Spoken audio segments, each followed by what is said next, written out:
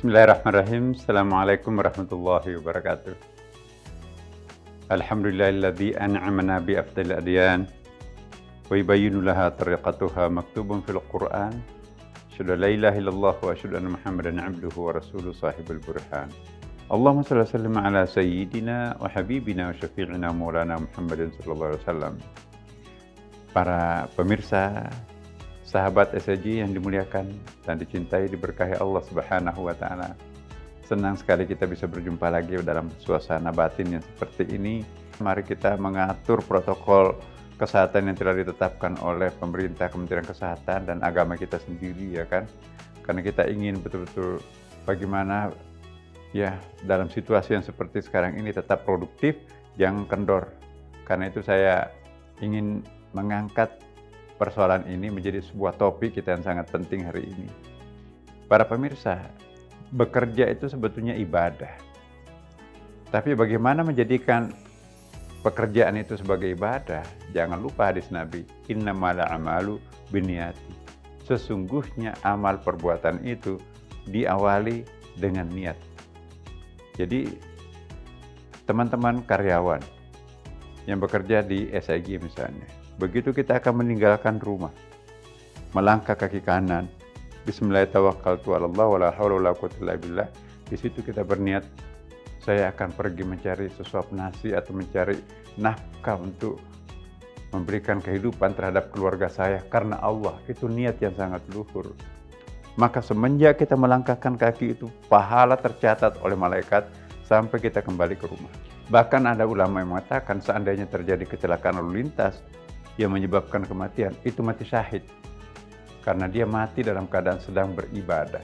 Jadi ibadah itu bukan hanya dilakukan karena melalui salat, atau puasa, atau zakat, atau haji. Ibadah itu ialah apapun yang kita lakukan semata-mata karena untuk memohon ridhonya Allah. Itu adalah ibadah. Nah sekarang, bagaimana ibadah yang dituntut oleh Rasulullah Muhammad SAW? Kita lihat Al-Quran, bagaimana Al-Quran memberikan penghargaan terhadap orang-orang yang bekerja. Banyak orang bekerja, tapi ada yang produktivitasnya luar biasa. Ada tengah-tengah, ada yang memang tidak produktif. Nah, apa kata Quran? Inna khaira man istajarta al-qawiyul amin. Ya, sesungguhnya karyawan yang terbaik itu adalah yang al-qawi, kokoh, tangguh, kuat, energik gitu ya. Al-amin dan terpercaya.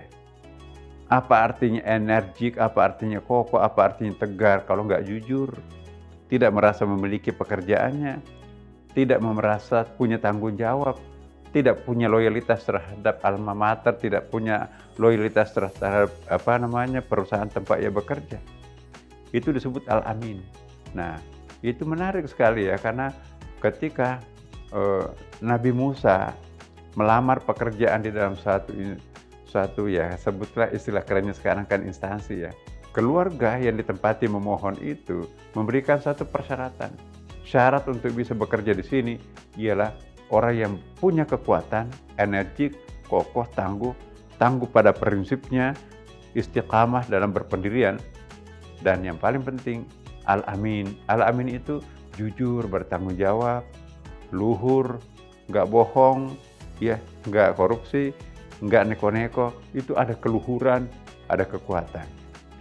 Nah, kalau ingin sukses seperti suksesnya Nabi Musa, seperti suksesnya Nabi Muhammad SAW, rahasianya cuma dua, nggak banyak.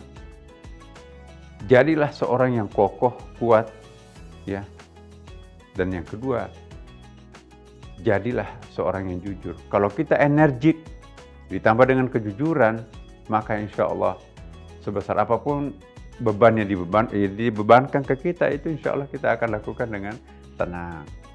Nah, jadi saya ingin mengingatkan kepada kita semua, kita sudah dicuci otak, pikiran, jiwa kita oleh Ramadan. Seharusnya kita luhur dan jujur. Nah, sekarang tantangan kita, bagaimana menciptakan suatu kekuatan dalam bekerja, jangan materialistik. Semuanya harus diukur dengan uang, semuanya ini lembur, semuanya itu bukan al-qawi al-amin. Al-qawi al-amin itu orientasinya pada visi dan misi, bukan subjektivitasnya, bukan egoismenya, bukan materialistik. Insya Allah kalau kita ikhlas bekerja, Allah nanti akan mendatangkan rezeki itu secara otomatis kok. Iya. Ada ayatnya kan, kita semua sering dengarkan dari penceramah itu mungkin ya. Mayattaqillah yaj'al lahu makhrajan wa yarzuqhu min haitsu la yahtasib. Barang siapa ya yang bertakwa kepada Allah, ya, insya Allah itu akan diberikan jalan keluar terhadap seluruh problem, sebesar apapun problem kehidupan itu. Dan yang paling penting juga wa yarzuqhu min haitsu la yahtasib, akan diberikan rezeki di luar dugaan, di luar perkiraan, tak terduga. Nah banyak kita peroleh rezeki tapi kita nggak pernah memperkirakan sebelumnya. Itu buah daripada ketakwaan yang pernah kita raih. Karena itu jangan takut menjadi orang yang bertakwa. Insya Allah kita semua bertakwa kan, sudah berpuasa kan. Bukankah cita-citanya Ramadan itu la'allakum tattaqun, supaya membentuk orang yang bertakwa. Nah sekarang kita sudah bertakwa. Kita sudah tegar kembali, energik, dan kita harus luhur dan jujur. Nah, kalau ini semuanya, karyawan kita semuanya bekerja seperti ini, staf kita, pimpinan sampai ke level bawah, pasti kita akan panen produktivitas kita akan terukur di sini. Karena itu para pemirsa, izinkan saya menyimpulkan dalam suasana batin seperti ini. Pertama, mari kita memperbaharui niat kita. Ya, saya bekerja lillahi ta'ala demi untuk memberikan nafkah terhadap tanggung jawab di bawah genggaman saya, yaitu keluarga saya. Ibu saya, bapak saya kalau belum punya suami atau istri atau anak-anak saya kalau suami. Dan saya juga menyimpulkan, jangan pernah kendorkan ibadahnya, karena ibadah itu sangat penting untuk mengundang rezeki langit. Sehebat apapun juga kalau nggak ada ibadah, nggak bisa tuh. Yang memproteksi kita dari musibah, yang memproteksi kita daripada ketidakjujuran ibadah. Lakukanlah ibadah, maka insya Allah kita akan disenangi oleh langit, disenangi oleh pimpinan, promosi akan jalan terus. Demikian adanya. Wassalamualaikum warahmatullahi wabarakatuh.